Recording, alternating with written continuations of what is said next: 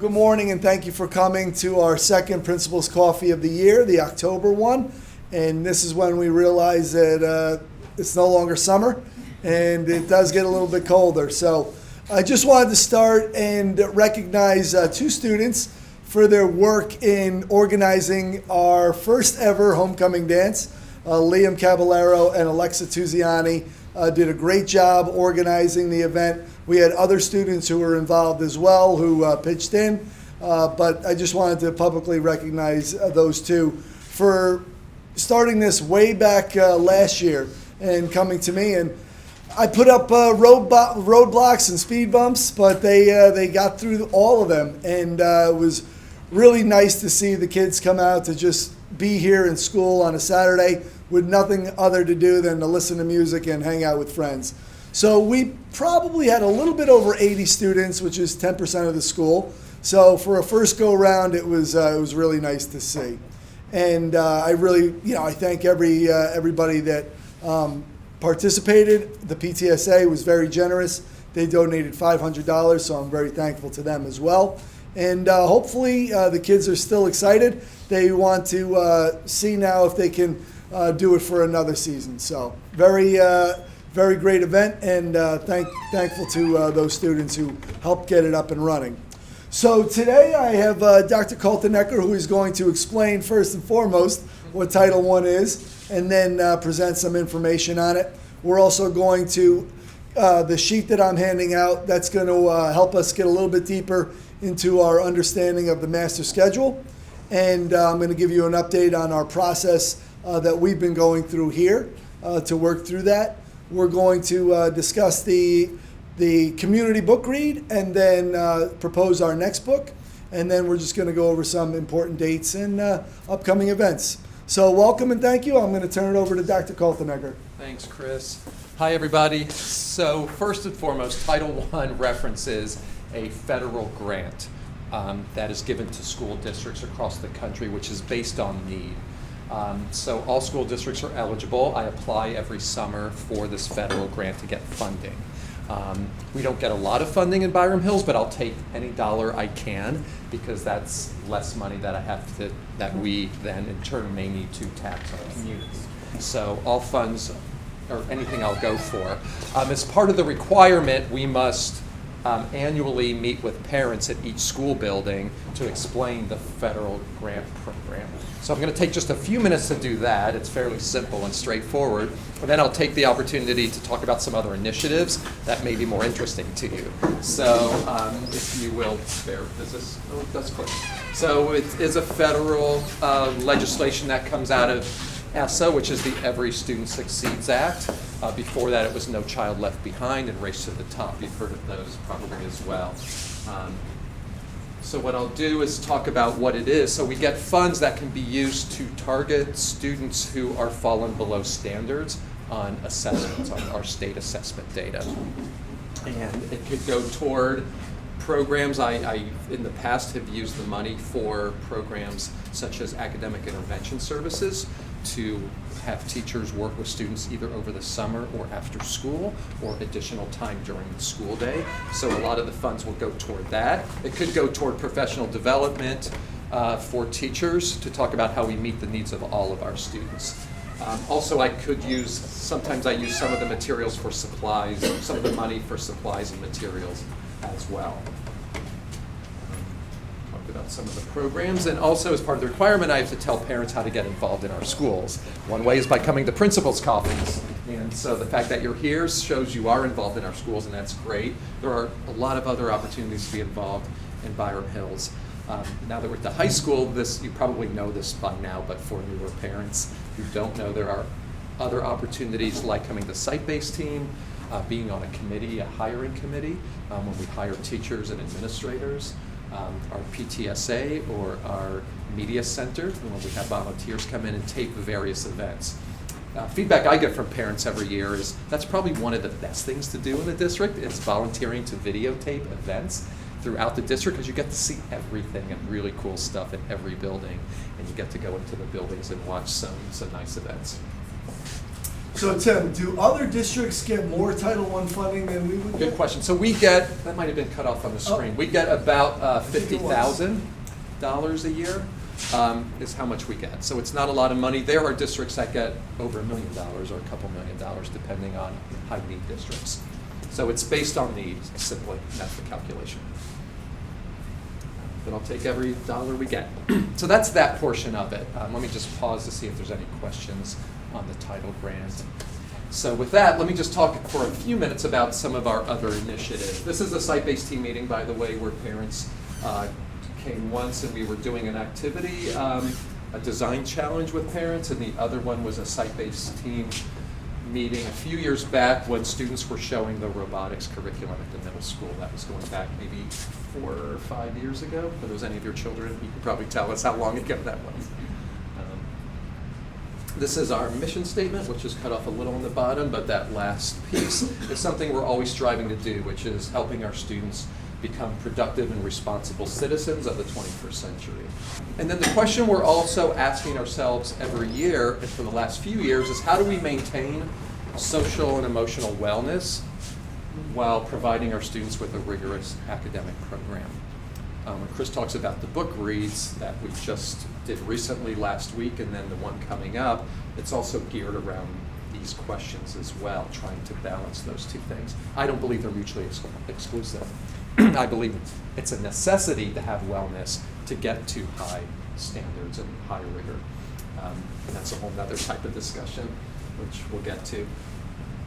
I also want to show sort of the big picture view of some of the way I view our initiatives around these different areas here, focusing in the center on instruction and curriculum, which are really central to that rigorous curriculum, but all the other pieces that play together. These aren't meant to be isolated pieces, but are meant to all sort of exist and coexist together. So to give the example around, say, our global, well, let me talk about a STEAM curriculum in our robotics course, for example. That has standards that we achieve in terms of science, technology, and engineering processes. So students are learning technical language around coding, how to program robots. They're learning how to build a robot. So there is content that we're teaching. But also within that, we're getting kids to think critically. So there will be a challenge that they have to get their robot to perform a particular task. And within that, they have to collaborate and work together and communicate with one another. So there's 21st century skills that are being integrated into that curriculum. It's also centered around a problem that they have to solve. So they're doing problem-based learning within that. And within it, students can make decisions. There's this authority of students to work on teams to achieve this task. They're not told exactly how to do it, and they can do it in ways they want to, and within their team may take on different roles. Not everyone may be the expert in everything when you're working on a task like that, but children and students can make those decisions about what they're interested in and what part of the task they can really contribute to. So that would be an example of how these coexist within one area and aren't meant to be these isolated initiatives or pieces that we're working toward. For the past 7 years, we've been working on a comprehensive STEAM curriculum. It started with our middle school. That picture I showed on the first slide was our beginning of bringing in robotics, coding, engineering, design, and electronics into our middle school 3-year curriculum. From that piece, we started to grow outwards. We have it down to a maker space in 2nd grade. At the high school, we have robotics classes. We have other opportunities for students to be doing STEAM type of projects. And so we've spent about 6 or 7 years developing that, and we're continuing to update it and continuing to add elements to a STEAM curriculum. We added recently a few more courses last year at the high school that are directed specifically toward a STEAM program.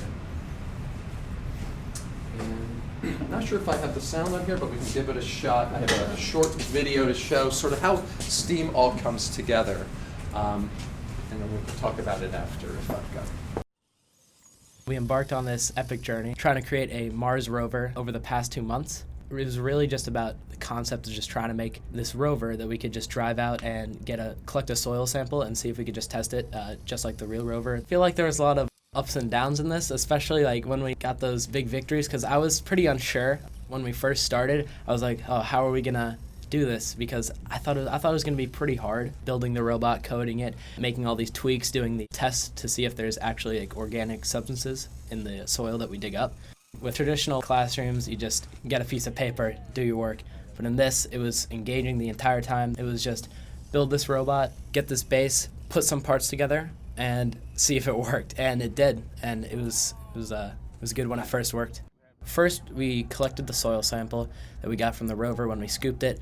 We took it into a chemistry classroom, dried it out, and made it really hot to get all the organic material out of it. You masked it before and after to see how much of it was organic, and we used that to put on a chart and see how much % of it is organic. Me, Mr. Torty, Brett, we didn't really know how to code at all before going into this, and we came out of it knowing just some simple things, and I think that really helped us learn. I definitely learned a lot that I wouldn't have if I hadn't done this project. I learned a lot about building robots. I learned a lot about coding and a lot about actual chemistry with soil samples, sand. It was just me and Brett this year, but I mean, definitely be very fun for a larger group. Mars rover bot, scene 1, take 1. So this is all within an astronomy course, integrating the different skills that he's learning. You learn coding, you learn how the mechanics of building the robot, you learn a design process, so it's part of the engineering strand of how to create one of these robots and iterate to get it to work, and then the chemistry of actually analyzing soil. So that's our goal with a STEAM curriculum, is that it crosses different disciplines, and there's a lot of content being learned across disciplines. And that would be an example of the way the skills are coming together. So he has to work together, he has to take the initiative to do this on his own and figure things out independently, or asking help from the teacher as well. So that would be one example. Use the BHEF green screen, so that was a grant that was from the BHEF as well. So now I want to talk about Global Scholars, which after we spent 7 or 8 years on STEAM curriculum, we started to think about the flip side of that, which is the humanities. So what can we do in a big way like we're doing for our science, technology, engineering, arts, and mathematics strand in the humanities? And through spending a year thinking and studying with Dwayne Smith, Melissa Stahl, and Jen Layden, the chairs of English, Social Studies, and Science, World Language, we came up with a 3-year sequence called the Global Scholars Program, which uses a particular framework from an organization called World Savvy and the Asia Society. These two organizations have been helping us develop the curriculum, and it's a 3-year sequence. It's a 3-year sequence, unlike science research, where you don't have to stay in it for 3 years and you don't have to enter as a sophomore. We wanted flexibility where students could take it for 1, 2, or 3 years based on their schedule, based on their own interests, when they become interested in this topic. So we thought there would be value even if a kid took Global Scholars for 1 year, and they could take that at any age, any grade level. And we wanted that flexibility for students in our program. So you can see the enrollment. We started in our first year with just the first year course with 78 students. It went up to 86, and now we have all 3 years for the first time this year with 138 students. It's eligible starting in 10th grade, so it's for 10th, 11th, and 12th grade students. That 138 is 25% of eligible students taking that, which told us, that's just in 3 years, that there was a real need for this course. Kids study world events. They start by looking at the United Nations Sustainable Development Goals, which are on the wall over there. That is the foundation for the Year 1 curriculum, where students look at several of those goals and study world events around that goal and try to look at things from multiple perspectives. So we're trying to help students think of world events in a lot of different ways and more complexly than we might normally just see it from one point of view. And then years 2 and 3, we start to look at issues students want to explore on their own. So students can bring their own interests to the course and study in depth an issue of their own interests. Just some other initiatives to throw up here include year 3 of our K-5 math program, continuing to revise our 6 through 12 mathematics curriculum, doing literacy review K-5, starting our science work K-5, continuing to develop new robotics courses, and starting to expand global competency through the Coman Hill, Wampus, and HCC. And of course, continuing our partnerships, I mentioned the Asia Society and World Savvy, helping us with our global competency framework, continuing our work with Stanford University, which Chris has talked about, the Yale Center for Emotional Intelligence. Chris has Mark Brackett's book there, so we'll be mentioning that. He works through the Yale Center for Emotional Intelligence. Our continued partnership with the University of Michigan, NYU is we're partnering with mathematics, and the Harvard Graduate School of Education helped us in our initial development of the Global Scholars course. So that's a bunch of information, but wanted to give you a big view of some of our initiatives. So it wasn't just about the title funding and the $50,000 we get, but instead some of these other things that are multi-year initiatives that we're working toward. So thank you, thanks for the time, and thanks for all your support. We can only do this because you're so involved, and it's nice to have so many parents here. So thank you very much. Thank you, Tim. Thank you, Tim. Yep. And it's interesting, the Global Scholars kids, the seniors, we mentioned it last meeting, but they did a design challenge around our master schedule. And I presented our issues to them, and they took the entire day doing empathy interviews with administrators, teachers, other students to look at our master schedule and to propose alternatives to what we have right now.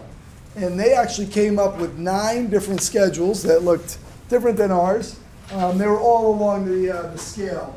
Some were really radical, some were things that we had sort of thought about, but it was really interesting.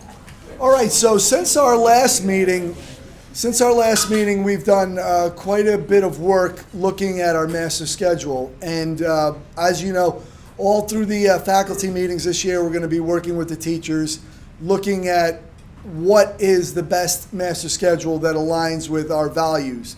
And in order for us to really understand our values, we have to make sure that we're connecting to the community.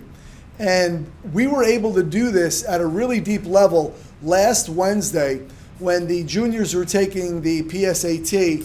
We invited in various stakeholders from the community to meet with all of our teachers to answer the question, what do we value? So we were able, and many of you in the room were there, and I really thank you for taking the time out of your day to come in to meet with us. But we were looking at parents, we brought in parents of kids that had not graduated yet. We had a group of parents who had kids who did graduate. We had employers. We had people that we use for our internships. We had people that work in colleges. We had a group that was dedicated to just their work with challenge success. We had a group of teachers who have been working on the master schedule. We had a group of administrators, building level administrators, chairs and directors. And then we had district office administration as well. And Tim was there, and we thank him. What we really wanted to do was to make sure that all of the faculty understood where every member of the community was coming from and what we really do value. And if we didn't go out and ask them, then we would just be assuming. So we heard some really great things throughout the day. The one thing that everybody agrees on is that lunch is way too short. And so just starting at that point, right, if we know that as a community, then we can start building and growing from there. So what I would like to do, and last time, if you remember, we did a QFT, which is a question formulation technique. And this is just something that we put up a statement, and then once the statement is read, people start generating questions off of that statement. And so this was the one that we used. So the master schedule is to a school what grading policies are to teachers and classrooms.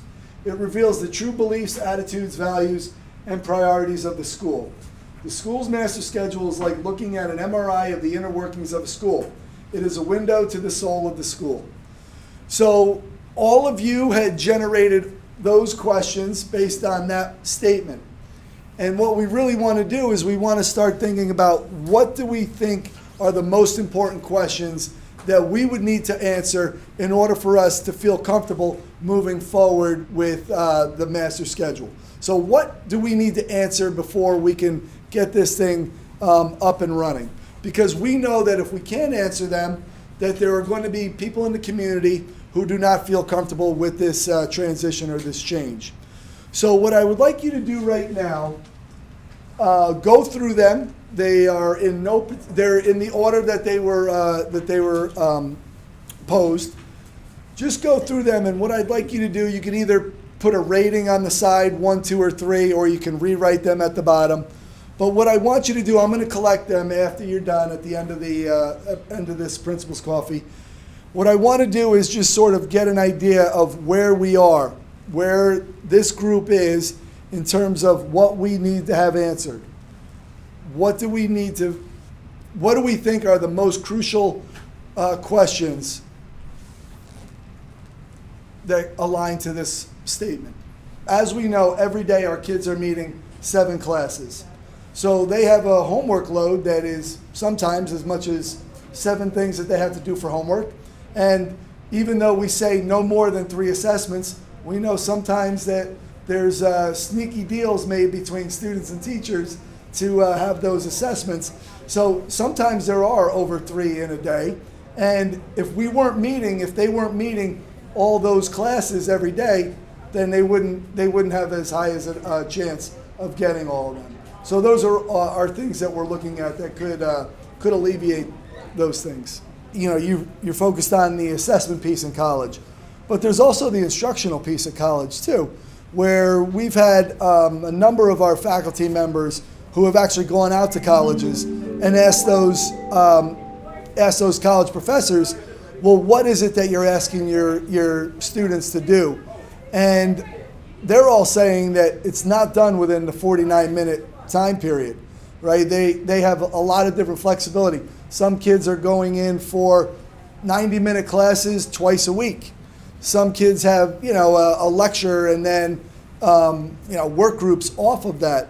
So we're looking at it not just in terms of assessment, in terms of having a testing schedule or testing week, but in terms of the instruction. What can we do differently? Last week we had a student who came back. I can say he was cum laude. He was a cum laude student. Came back. He said, "I don't know how we ever survived on a 7-period schedule." He's like, "This is madness," and he could never go back because that depth of time and that depth of understanding that you can have when you go really much longer in your classes, it's totally different. Changes everything. We look at our numbers for sleep, and we can see that there's a direct correlation between their grade level and their gender, and as it approaches the college application process. So we know that female 11th grade students, on average, get just under 6 hours a night. Our freshman boys are still getting 7.5 on average. Thank God. Thank God boys can still be boys there. So when we look at that, though, we know that there's no way that they can go into a class, they can go into a test, they can go into an athletic event and perform at those highest levels. And it's really hard to sort of get everybody to think about that, because when a kid comes into a class, that teacher really cares about that student, but they might not necessarily know all the other things that are going on. A lot of the research that is coming out shows that there is a diminishing return for homework in certain areas. However, we still are sort of pressured by outside curricula. So we have AP classes that, whether we like it or not, those kids are going to get tested on that curriculum, and they do need to get through it. So I hear you and I understand it, and I'll also tell you the story of when I started teaching here.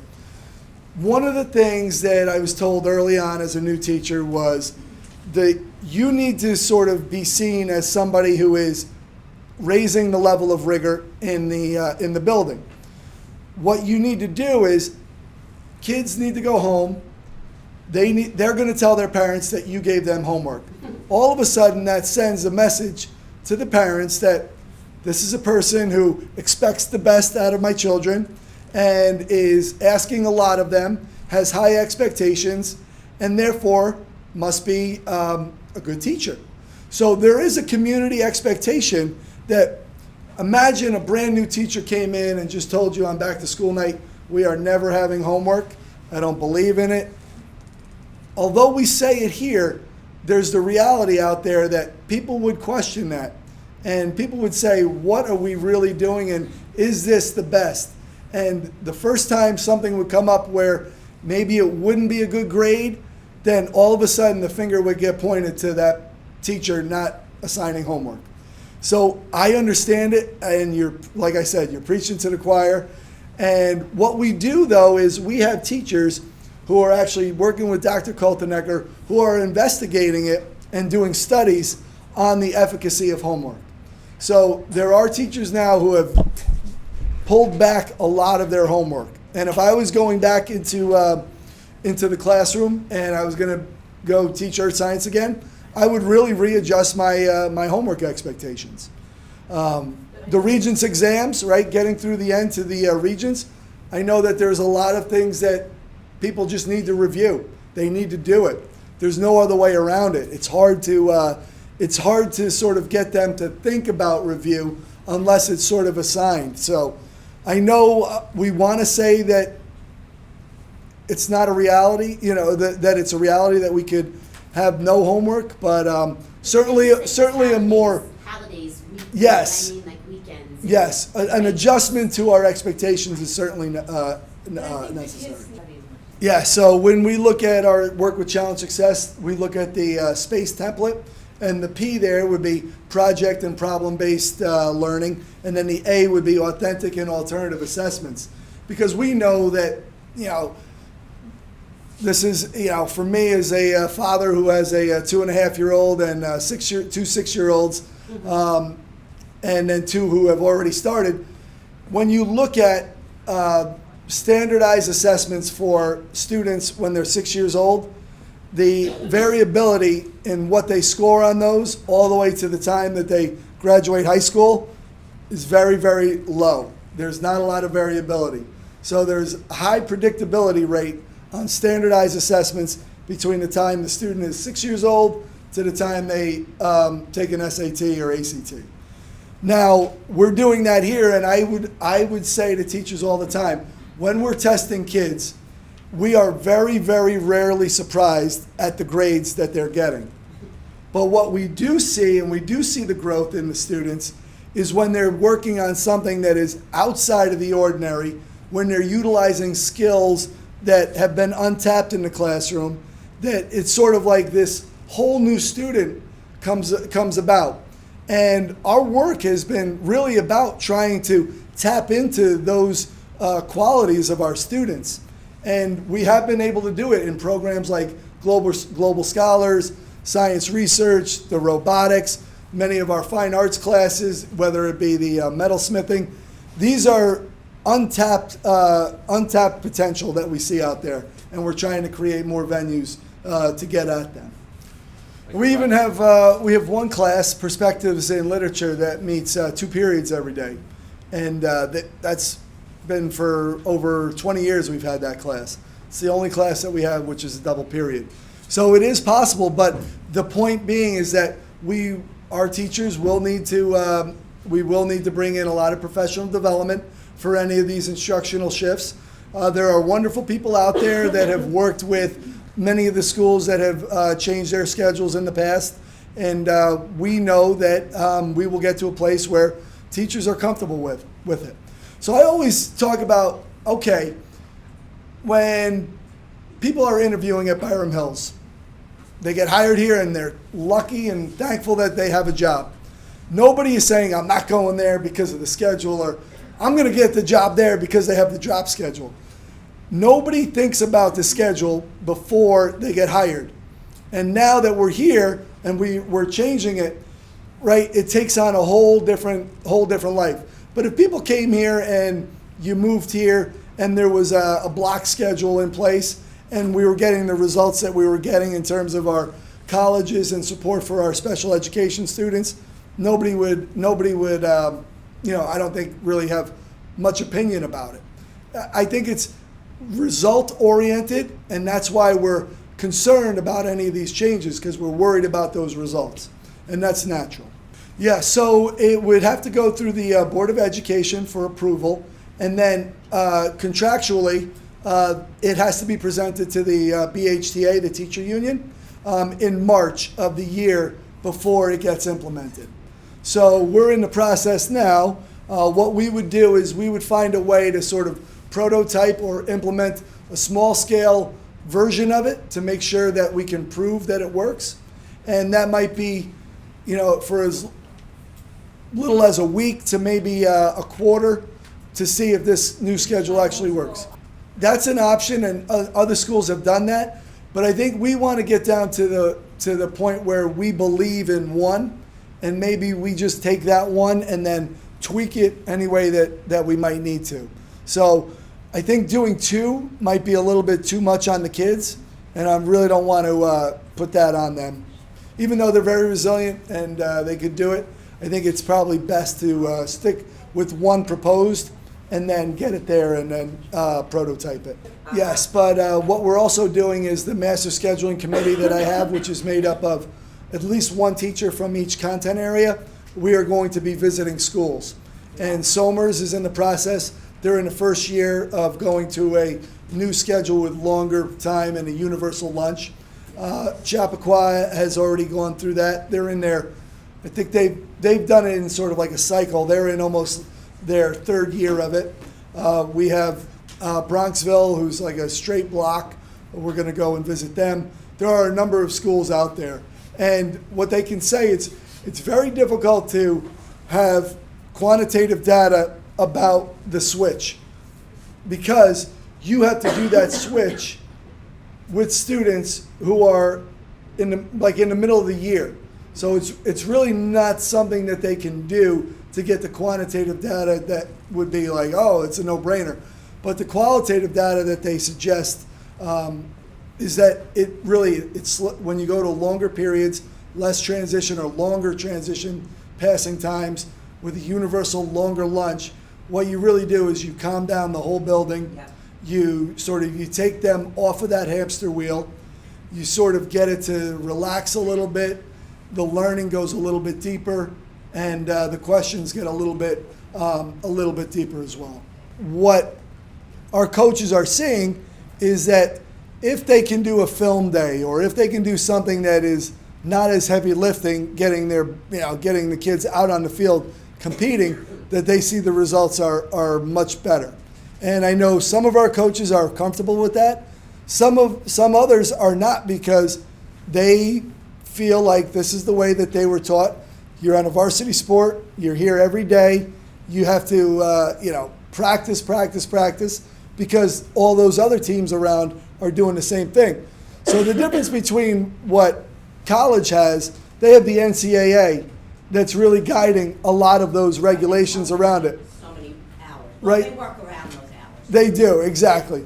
But Section 1 is not giving us those, so we know that there's always going to be people that are going to push as much as possible. And we know that there are even some schools that have those captain's practices on the Sundays, so that kids are coming in on Sundays without any coaches, not here, in other schools.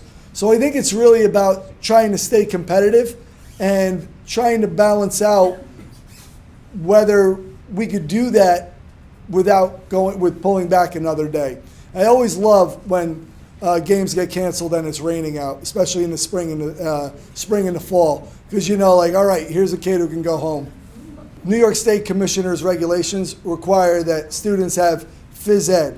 Now, some other districts in the area may interpret that regulation a little differently, but we interpret it as we sort of think that it's intended, where it's physical education, not necessarily participation in a varsity sport. We used to have it, and the commissioner at that time, it was probably about maybe 15 years ago, strongly came out against all those schools that were not having those kids take physical education. I mean, gym's fun. I'm not saying it should Yes. be. That's part of the fun. Right. So the other thing, too, is in terms of looking at the rigor of a physical education class, right, having kids who are sort of in it for one season and then out of it, you sort of you lose that fluidity, you lose that sort of arc in there. Is it something that we can look at in terms of the flexibility of what they're doing with their phys ed while they're there? I think that's something that's definitely a possibility in the schedule. But again, the commissioner, it's pretty, it's written right there. It's mandated. It's in the regulations. I don't want to get any other districts in trouble. Yeah, and that's a very good point, and that's one of the things that we're constantly doing. And we have the data from our challenge success surveys to sort of steer us in these different directions. And we've done a number of different things, but I think for me, the sort of prize at the end of all of that data is a change in the master schedule. So looking at ways that teachers are working in the classes, whether it's place-based learning through University of Michigan, putting time onto the lunch period, well, then you're taking time away from class periods. So there's a give and take in some of these things that seem like very easy to do. Looking at those homework-free weekends, proposing them to say, we're going to have four a year where it's a homework-free weekend. Those are things that we could definitely do, yes. We continue to explore other instructional shifts in the classroom. I'm always working with teachers on that.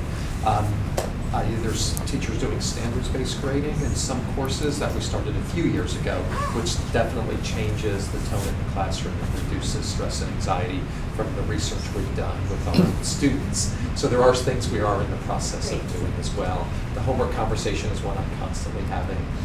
If I can just talk a second about homework. One is what really helps students a lot with homework. I've read a lot of the literature on homework, and we do know at the high school level that high school is the only place that there is a correlation between homework and achievement. So if you do give homework, it does have an impact, a positive impact on achievement up to a certain point. After 2 hours of doing homework, it goes down, and that's something we do know. So if your child is spending more than 2 hours a night at the high school level, it's probably not helping him or her in terms of achievement. But one thing that does help too is for students to understand the purpose of homework and trying to help teachers make sure kids know why they're doing the homework assignment and varying the homework assignment. Homework shouldn't just be one type of assignment. In math for me, when I was growing up, it was always doing 40 problems at the end of the homework that was assigned in the book every day. That was my homework assignment, not very creative. But there are different ways to do homework. Sometimes homework is for review of a topic. Sometimes it's practicing a skill. Sometimes it's the introduction to new content. So it can be varied. And by varying homework, it changes it for students. It changes the pressure on them a little bit. And also if they can articulate why they're doing the homework assignment. So a lot of times when you know the purpose of it, it reduces the anxiety a little bit. But this is just an introduction. I can lower my own temperature about it as opposed to doing it always in preparation for a test or a quiz elements that anxiety. So sometimes that varying of assignments and kids knowing why they're doing what they're doing helps it a bit too. So those are conversations I have around homework. I always say, go back to my high school experience where there was every year, I always had at least one or two teachers who you knew if they gave you homework, they weren't checking it. And you could get away with just sort of fudging your way through it. And one of the testaments to Byram Hills is that we don't have those faculty members that are not going to require it, that are not keeping that level as high as their colleagues. So there are no downtime teachers here that you could just go and hang out in a classroom in the back like there were when I was going to high school. And we look at the whole schooling experience in the United States. You go back to the one-room schoolhouse back in the 1800s, and that was really designed so that these rural citizens could be prepared to participate in democracy. Right? Just getting them ready. What was needed. You look to the waves of immigrants coming in, and we had American schools. And that was meant to sort of give people a broad view of the American experience, get them embed the skills that would be needed to sort of move the country forward. Then we had industrial schools that we're preparing our citizenry for work in factories and managing those factories and the production of those. And then you saw during the the 50s and 60s, during the space race, you saw the increase in math and science schools, and you still have many of them in the city today. Now we're looking around and we're saying, well, what does the country and what does really society expect of our kids? What are we preparing them for? And the schedule that we're using is not really, I think, aligned with what we're supposed to be preparing them for. What we're really preparing our kids for is to be innovators, critical, deep thinkers, entrepreneurship. We want them to, think on so many different levels and topics that the schedule right now is designing them to just get, an overview of all of these different things that we're offering here, but not necessarily at the level and deep thinking that society is going to require of them. So that's just sort of a walk through the history of American education and where we are now. We really are at a crossroads, and what's coming up next. When we look back, when my grandchildren look back to this point, will they be looking back and saying, oh, we knew at that point that they were being prepared for globalization or increased environmental stewardship? What was sort of the need of our country at this time? And I think right now where we are, we're not at a place where our schedule aligns with those needs. Yeah, I think, for me, we used to have that issue with economics as well, where our kids would take it in the summer. And for me, I want the kids to get away from here. Have your summer, do what you want to do. Of course, if you want to, advance, or you're looking to do something to accelerate, and that's something that you're driven by, then by all means. But it shouldn't be something that they have to take to fulfill a requirement. So, I don't want to get in trouble. California just last week, a new law went into effect that middle schools can't start before 8, high schools cannot start before 8:30, and these zero periods, so courses starting before school, they're outlawed as well. So I'm not saying that we're going to go in the direction of California, but certainly the research around having kids take classes in the morning, it's almost like having us waking up at 4 a.m. To their bodies, it's a shock to the system. And last year when I was able to shadow a student, that student happened to be taking 7 a.m. health, and there I was at 7 a.m. taking the impact test, and my head was spinning the rest of the day. And I know that, like we just spoke about, we are not getting the best out of our kids if we're asking them to show up with their best at 7 a.m. So we are more than willing to look at that. Right now, we have sophomores who are taking it. It might be that we open it up to just say it's a requirement, but it doesn't have to be sophomore year. Those are things that we can look at as well. So just wanted to touch base about our community book read. I really, there are some of you who attended.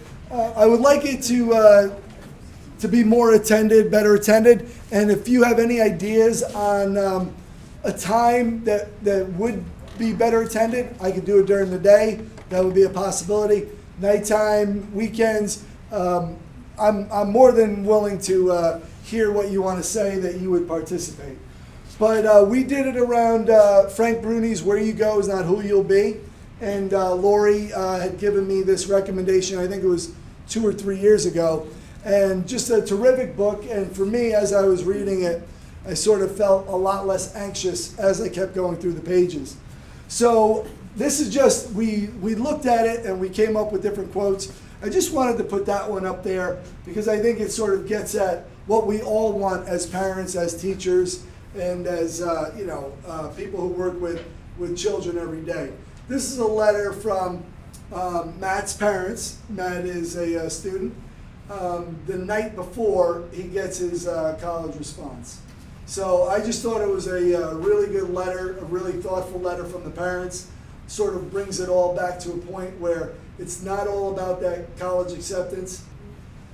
So what I really liked about our first community book read was the depth of conversation, where I think too often here in the high school we're very surface, and this allowed us to sort of stop that hamster wheel and to really just have deep discussions. And it was really interesting to hear people's different perspectives on things, and it really felt like we were sort of raising the level of what we're doing here. And that's why I want to continue doing these book reads as we go on. So thank you, Lori, for this suggestion. And we will be working towards this next book. This is Permission to Feel. It's by Mark Brackett. Many of you will remember Mark Brackett. He has worked with us through the Yale Center for Emotional Intelligence. He actually gave, I think it was 3 years ago, one of our superintendent's conference days. He came to speak to all of the faculty. At the younger schools, you'll probably remember him for the mood meter or the ruler. So this, yes, where are you? I used this with my daughter the other night. She was in a blue place. But then she also said to me, "Dad, you're usually always in the red."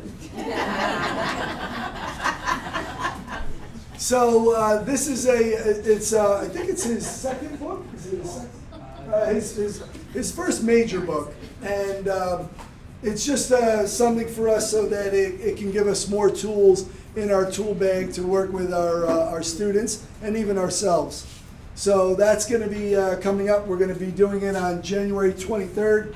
I have it listed right now as 6 p.m. in the library, but if you have a different idea about a date or time, place, I would be happy to change it.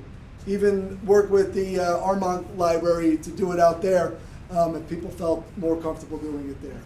All right, so just some upcoming events, important dates. So sectionals are beginning this week. We have home games here, we have away games, and they're going to be going all this week into next week as well.